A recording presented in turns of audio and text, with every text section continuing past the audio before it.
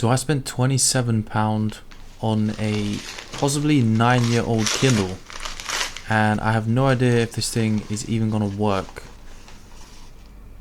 Okay, it comes with a case. I wasn't expecting that. That doesn't look good.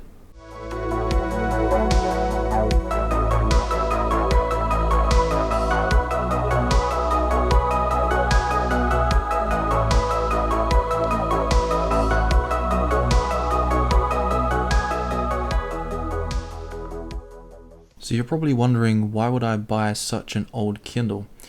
Well, I've wanted to own one for a while, but after looking at how much they cost, they're not necessarily cheap depending on what model you get. And I then noticed in some comments of some Kindle videos, there were people saying, yeah, I still have my 6th or 7th generation Kindle and it's great. So I thought to myself, how could such an old device even be usable still?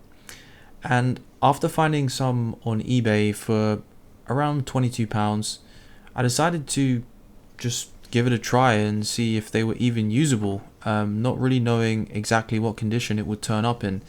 The listing said this device would be working, but that was about it. I had no idea if it would be coming with a case or extras, if the battery would even work, and it's not looking too good so far. Let's try and plug it in. Now, according to Wikipedia, these were first released in June 2015, so I have no idea how old this thing is. It could be a refurbished unit, I have no idea. Frankly, I'm surprised this is not banged up. It's actually in pretty good condition. You'll see it has some small scuffs, but the screen is good. The back is good. There was a few marks just where it's been taken in and out of the case, but other than that, it looks great. We have a light, so I guess that's a good sign. I'm just a little bit worried that if this has been left fully drained for a really long time, the battery may well be dead. So the fact that nothing's happened so far isn't great. Let's see what happens. Something happened on the screen before I was able to switch my camera on. I then got this symbol, which I'm not exactly sure what it means, but I was quite worried when it first came up because I just assumed it was a confirmation that the battery was dead, or it was some kind of symbol meaning the battery needs to be replaced. I had a quick look online, and some people were just saying wait and this might go away, or you can hold the power button for a while and reset the device. But I decided to leave it on charge for a while and just see what would happen. I went downstairs for a bit, and 20 minutes later I came back and it was on this screen, so I was really happy to see that it would at least actually power on. I was also quite happy with how the touchscreen felt and the kind of speed of going through the menus. You can see it's not super fast, but I was worried it was going to be like painfully slow. I mean, I've never used a Kindle before, so I don't know what the new models are like.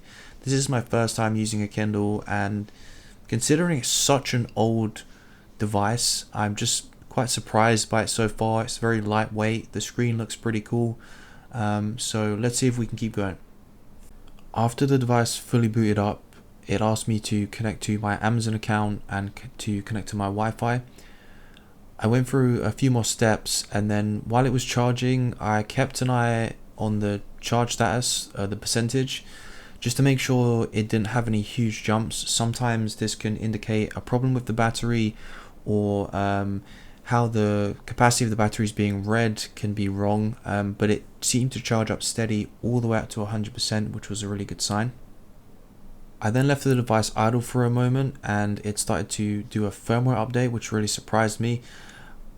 I thought surely maybe this is just a really old device and it hasn't been updated in a while, so I went to check the device settings, and there's this what's new button, and after I pressed that, I could see there was an update as recently as June last year. Now, I know that's almost a year since it was updated, but I was still really surprised to see Amazon are even pushing updates out to such an old device. So this is giving me some hope that it would work really well. I put some books on, didn't have any problems doing that. You'll see I'm at 100% charge now, so I'm going to go away for a few days and I'll actually be using this device to see how well the battery lasts and if it's still usable, because everything seems great so far.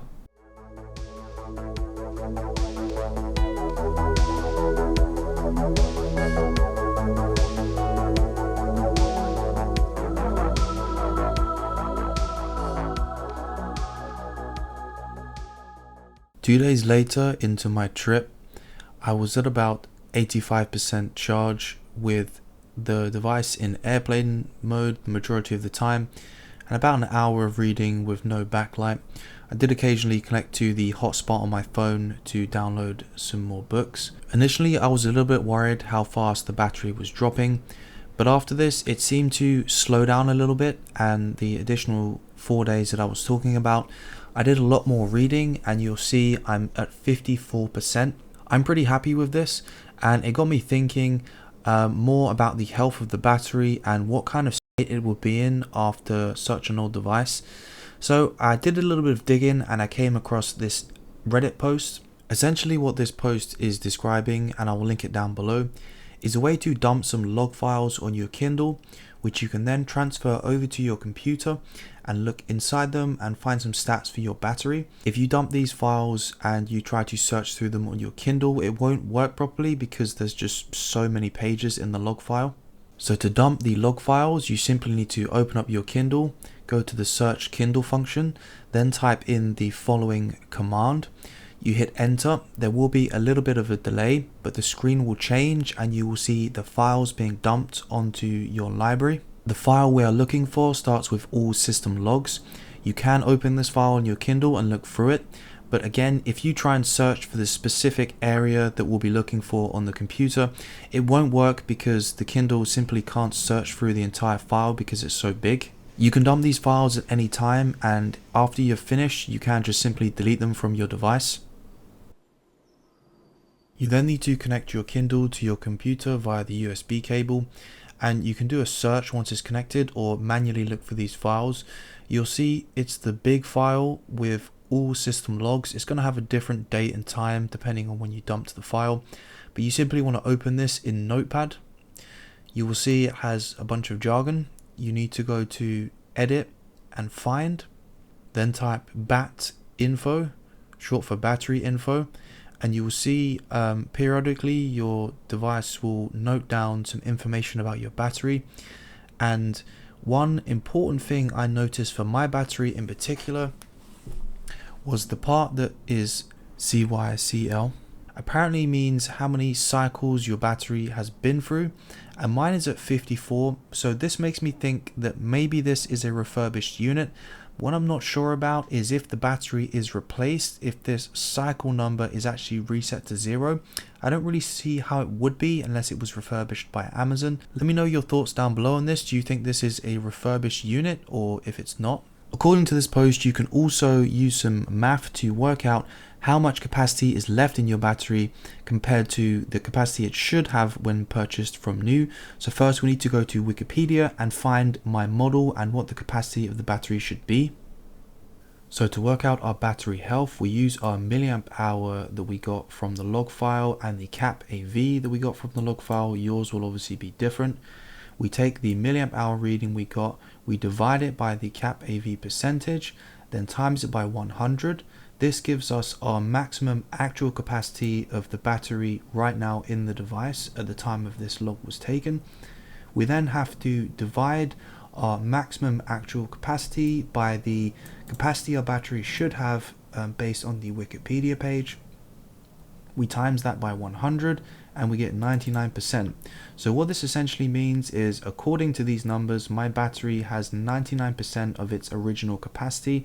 I'm not really sure if I trust this. I may have even done this wrong, so please follow along with the post linked below and let me know if you get a similar result. People were also saying that the milliamp hour numbers showed on Wikipedia can be wrong for some devices, as some used slightly different batteries, maybe depending on when they were released, even though they were the same model. I kind of went off on a bit of a tangent there, so thanks if you're still following along. But regardless of whether this device is refurbished or if it's one of the actual original models that hasn't been touched, it's still going to be using all of the same specs besides maybe a battery upgrade, a screen replacement, but it'll still be using the same specs for most of the hardware. And that's what surprised me most about this product, is that I didn't really feel like I was using something old. I mean, the screen really took me by surprise as someone who is new to using Kindles. It really gave me that similar feeling to actually reading a book, where I kind of got into that relaxed state. There was no interruptions, no notifications, just nothing really to annoy me. I was able to get immersed in the book, and there was nothing on the Kindle that was getting in my way or distracting me. Even the speed of the product and the page turns, they all felt perfectly fine. Now, of course, this isn't going to be as fast as a smartphone, and it doesn't need to. When you're kind of in that more relaxed state, reading through your book, you don't really need things to be super fast for you to feel satisfied. On top of that, you don't have the space that normal books take up, and you can also get most books a lot cheaper using the Amazon Kindle store, or using something like Libby and borrowing the books digitally from a library. So you technically can find ways to get books for free. You also have additional digital conveniences like the ability to hold a word and look up the meaning for it. As someone who's not really a great experienced reader, there are often words I don't really understand, especially in a lot of history books. So you can hold on the word and look up their meaning. Whereas if you was reading on your PC or something else, you would have to Google it, which is not really that much of a big deal, but just having these little extras built into the device is really nice. Maybe the novelty of using a Kindle will wear off after a little while. I'm willing to admit that's a possibility, but so far I've absolutely loved using it. And I would like to say it's not a perfect device, far from it. Viewing pictures on the Kindle is not great at times. Ones that are included in books, there's not really a great way to zoom in on them, and they can sometimes be a little bit blurry. But if you're thinking of getting into e-readers and you've wanted to pick up a Kindle, I would definitely recommend going with one of the older models if you can get it in good condition and on a good deal. And also, I had a slight plan for if this video went horribly wrong, and it's something that's worth knowing.